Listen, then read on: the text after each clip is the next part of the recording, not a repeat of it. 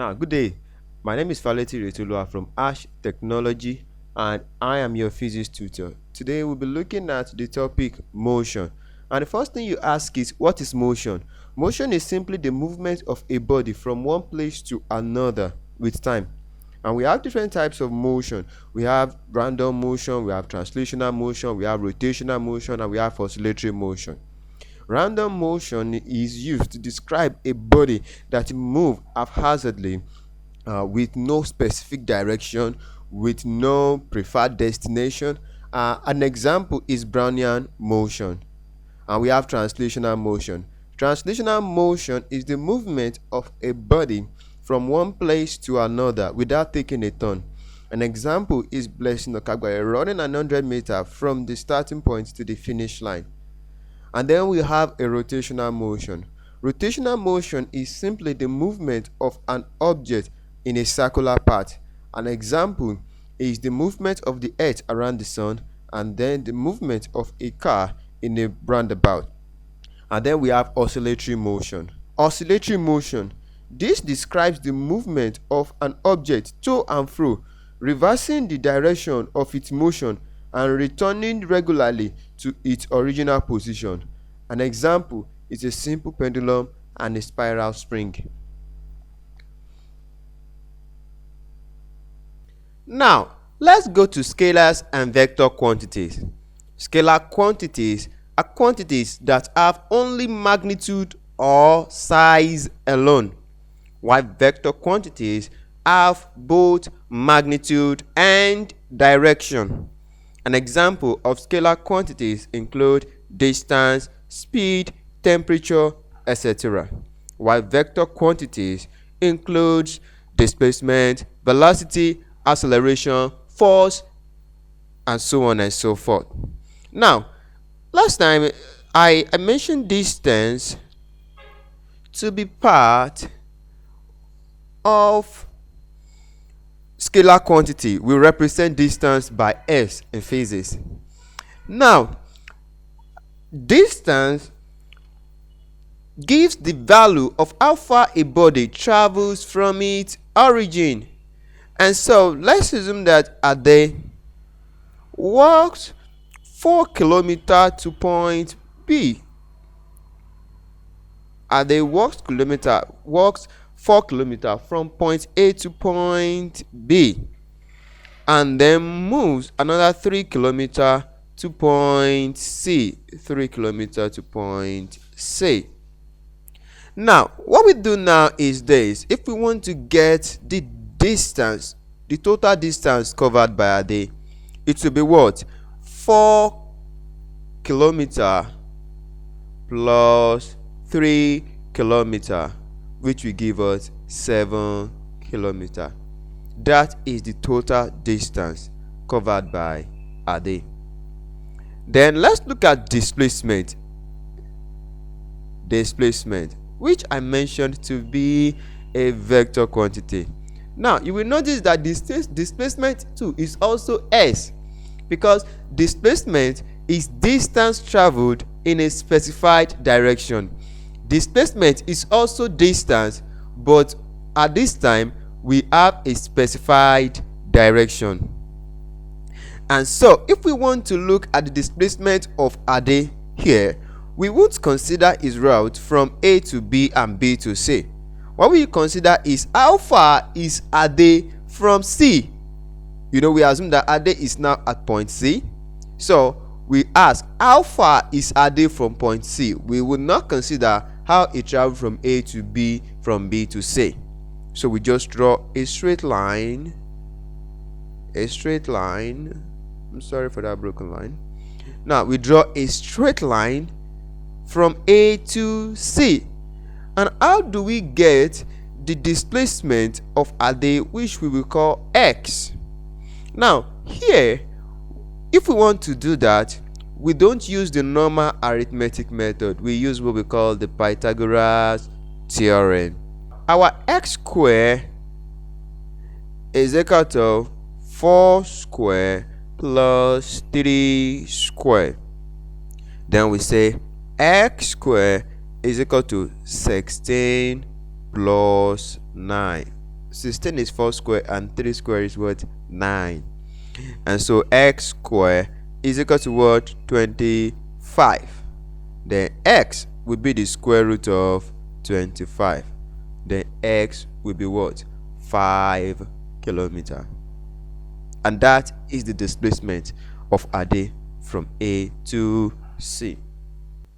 Another scalar quantity is speed. Speed. And what is speed? Speed is distance over time. Now, distance is represented by s. If you still remember, then our time is represented by t. The unit of distance is in meters and the unit of time is in seconds. Time is usually measured in seconds and distance is usually measured in meters. So the unit of speed is meter per seconds. Have it in mind that speed does not give any credence to distance, to direction rather. Now we have what we call velocity. Velocity is displacement over time. Displacement over time. Now, displacement is measured in, is represented by s and t. Displacement also in s, and time is represented by t. Then displacement is also measured in meters and time also measured in seconds. So we have meter per seconds. Now you discover that speed and velocity, they have the same unit.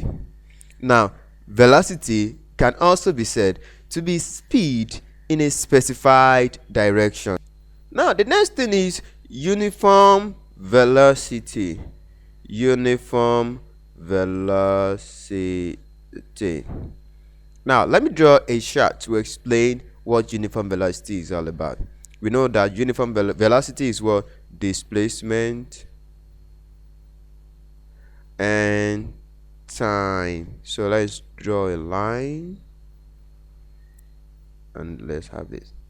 Now assuming that an object moves 5 kilometers in 2 seconds and then covers another 10 kilometers in 4 seconds, it moves another 15 kilometers in 6 seconds. Now if we look at this, we will see that the rate of change of displacement is constant and the rate of change of time is constant. So the rate of change of displacement is constant per time. So 5, we have 2. So when displacement changes by 5 units, time changes also by 2 units. So from 5 to 10, it changes from 2 to 4. From 10 to 15, it changes from 4 to 6. When we have this kind of scenario, this kind of phenomenon, we call it uniform velocity. What that means is that the rate of change of displacement is constant per time. Now when we have what we call acceleration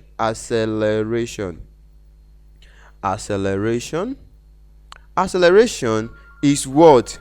Oh, sorry, I have a call, but no problem, let's deal with that. Okay,